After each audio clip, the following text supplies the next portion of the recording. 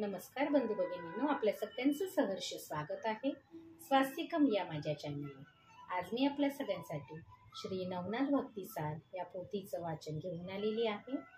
हे मी 11 दिवसाचं पारायण करत आहे, त्यापैकी आजचा 6वा दिवस आहे। सगळ्यात आधी आपण देवाला पुष्प अर्पण करूया।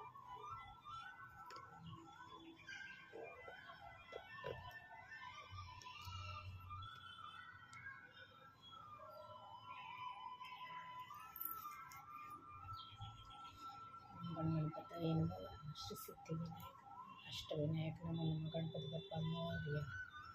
ओम नमः शिवाय। ओम नमः शिवाय। ओम नमः शिवाय। आई सप्तश्री माता। ओम राम दत्तात्रेय नमः। राम दत्तात्रेय नमः।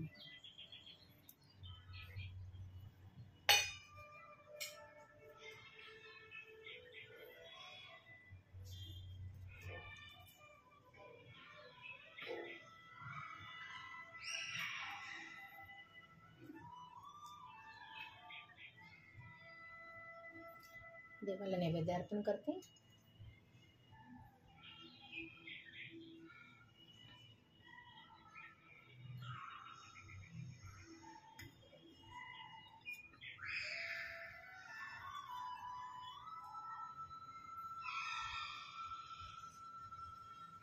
नैवेद्यं समर्पयामि। नैवेद्यं समर्पयामि।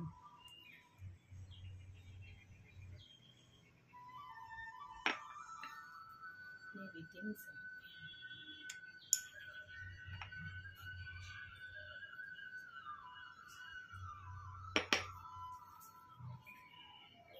नाथांना फळ अर्पण करते। नैवेद्यं समर्पयामि। नैवेद्यं समर्पयामि।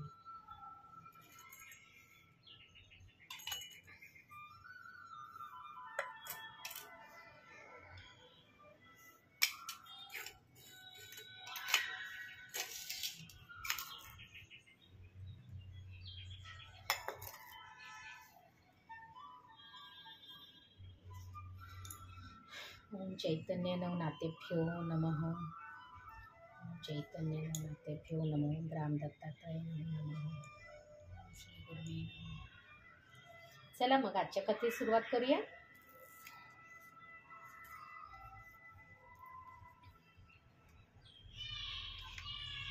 आजचा जो आपला अध्याय आहे तो आहे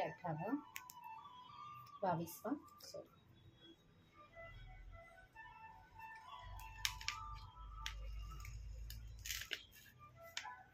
अध्याय 22।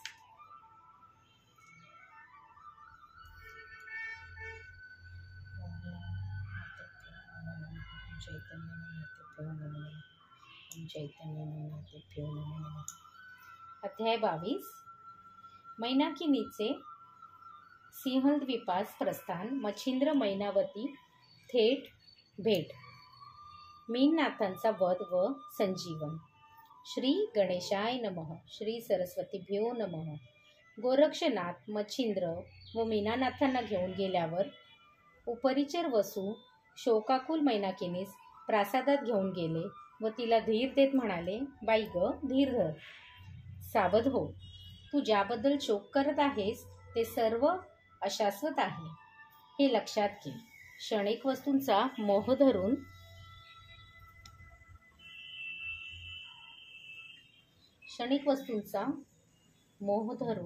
काय उपयोग? मच्छिंद्र कामापुरते तुझ्यापाशी आले आणि कार्य संपताच स्वहिताचा विचार करून निघूनही गेले, तेव्हा तुलाही स्वहिताचा विचार करायला हवा।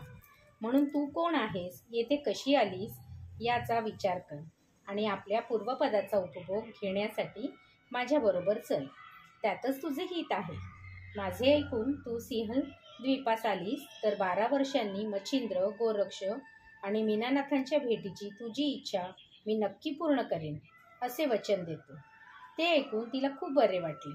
मग त्यांच्या सांगण्यावरून तिने दैर्भारमा नावाचा आपल्याच एका कर्तबगार दासीला स्त्रीराज्याच्या गादीवर बसवले आणि स्वर्गात जाण्यासाठी सर्वांचा निरोप घेतला।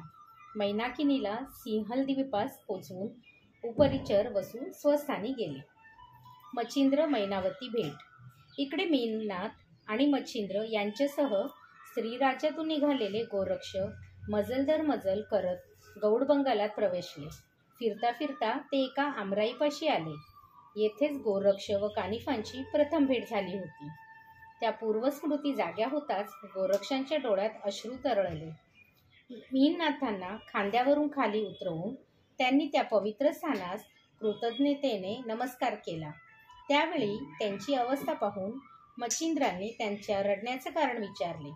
तेव्हा बद्रिकाश्रम सोडल्यापासून गुरुभेटीसाठी व्याकुळ होऊन ते कुठे कुठे भटकले, कोणकोणते क्लेश भोगले आणि त्या ठिकाणी त्यांना मच्छिंद्रांचा ठाव ठिकाणा कसा कळला ते सविस्तर सांगितले.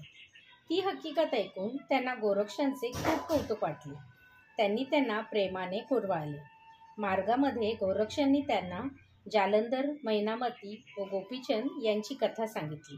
ती ऐकून त्यांना इतका राग आला की त्या राजाचा नाश करण्यासाठी गोरक्षांना बरोबर घेऊन त्यांनी सरळ हेळपटाचाच रस्ता धरला. तेथे ग्रामस्थांकडे चौकशी केल्यावर असताना कानिफांनी जालंधरांना वर काढल्याची व गोपीचंदास जोगदीक्षा देऊन त्याचा पुत्र मुक्तचंद यास गादीवर बसवल्याची समग्र हकीकत कळली. तेव्हा कुठे मच्छिंद्रांचा राग शांत झाला. मग त्या तिघांनी राजगृही जाऊन मैनावतीची भेट घेतली. त्यांना पाहून त्या साध्वीला खूप आनंद झाला. तिने त्यांचा उत्तम सन्मान करून 3 दिवस ठेवून घेतले. निरोपाच्या वेळी तिच्या आदरातिथ्याने संतुष्ट झालेले नाथांनी तिला अनेक आशीर्वाद दिले. मीननाथाचा वध व संजीवन. हेलपटाहून ते 3ही नाथ प्रथम जगन्नाथपुरीस व तेथून पुढे सौराष्ट्र देशात गेले. सततच्या प्रवासाने थकवा आल्यामुळे त्यांनी तेथेच एका गावात मुक्काम केला. रात्री विश्रांती घेतल्यावर सकाळी उठून त्यांनी आपली आन्हिके उरकली. गोरक्ष भिक्षेला गेले आणि गावात हिंडून काही वेळाने मुक्कामी परतले. ते येईपर्यंत मीननाथ झोपलेलेच होते. गोरक्षांना आलेले पाहून मच्छिंद्रांनी मीननाथांना उठवून एका गल्लीत शौचास बसवले. थोड्या वेळाने ते गोरक्षांना म्हणाले, मीननाथाचे आटोपले असेल तर त्यांना नदीवरून धुवून आणा. ते मीननाथापाशी गेले तेव्हा त्यांचे विष्ठेने माखलेले हातपाय पाहून त्यांना किळस आली. ते मनोमन सरफडले. म्हणाले, मच्छिंद्रासारख्या विरक्तांनी पोराबाळांच्या पीडा कशाला बाळगावी. अशा उपाधी म्हणजे निसंगाच्या डोक्यालाच ताप. हा ताप आपणच घालवायला पाहिजे. मग त्या रागाच्या आवेशाने मीननाथांना घेऊन ते नदीवर गेले आणि गुरूंनी यांना धुवून आणायला सांगितले आहे ना, मग आतून बाहेरून चांगलेच धुवून काढतो असे म्हणून त्यांनी त्यांना खडकावर आपटून ठार केले. त्यांचे कातडे काढून घेतले आणि त्यांची हाडे व मांस प्राण्यांना खायला घालून सरळ मुक्कामी परतले. तेव्हा मच्छिंद्रनाथ गावात गेले होते. गोरक्षांनी मीननाथांचे कातडे उन्हात घातले होते. काही वेळाने नाथजी परत आल्यावर त्यांनी मीननाथ कुठे दिसत नाही अशी पृच्छा करताच ते म्हणाले, आपल्या आज्ञेनुसार त्यांना स्वच्छ करून बाहेर वाळत घातले आहे. ते ऐकून त्यांना नवल वाटले. त्यांनी बाहेर जाऊन पाहिले. तेथे आपल्या मुलाचे कातडे सुकत घातलेले पाहून त्यांना खूपच मोठा धक्का बसला. पुत्रशोकाने व्यथित होऊन त्यांनी मोठा आक्रोश केला. ते पाहून गोरक्ष म्हणाले, गुरुजी, आत्मा अमर आहे ना, मग मीननाथासाठी इतका शोक कशाला. त्यांच्या देहातील आत्मतत्व अजर अचल आहे. त्याला कशानेही मरण येत नाही. त्या दृष्टीने मीननाथ काल होते व आताही आहे. तेव्हा स्वतःला आवरा. पण इतके समजावूनही काही उपयोग होत नाही. हे पाहून गोरक्षांनी संजीवनीचा जप करून त्यांना पुन्हा जिवंत केले. तेव्हा पुत्राला छातीशी कवटाळून मच्छिंद्र त्यांचे मुके घेऊ लागले. दुसऱ्या दिवशी तिघे प्रवासास निघाले. तेव्हा गोरक्ष म्हणाले, महाराज, आपण पराक्रमी, आत्मज्ञानी व स्वसामर्थ्याने शेकडो मीननाथ उत्पन्न करू शकता. पण असे असूनही काल यांच्यासाठी तुम्ही जो विलाप केला तो पाहून मला खरोखरच धक्का बसला. तुम्ही असे का केले. यावर मच्छिंद्र म्हणाले, गोरक्ष, मी तुमचा गुरु आहे हे लक्षात घ्या. माझ्यावर मोह, ममता इत्यादी विकारांची किती प्राबल्य आहे हे जोखण्यासाठी तुम्ही मीननाथांना मारून माझी परीक्षा घेतली. तेव्हा तुम्हाला स्वतःला शाश्वत अशाश्वताचा सम्यक बोध झाला आहे किंवा नाही. तुमचे लक्ष अलक्ष्याच्या ठिकाणी आहे किंवा नाही ते पाहण्यासाठी मी मुद्दाम आक्रोश करत होतो. त्या प्रसंगातून तुम्ही परमहंस असून पूर्ण निर्भय व सुखी आहात हे माझ्या लक्षात आले. ते ऐकून गोरक्षांना गहिवरून आले.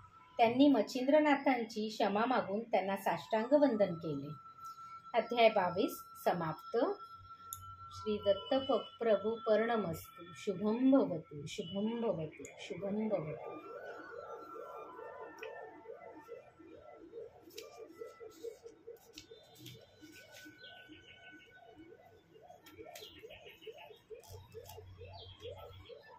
ओम चैतन्य नाथभ्यो नमः.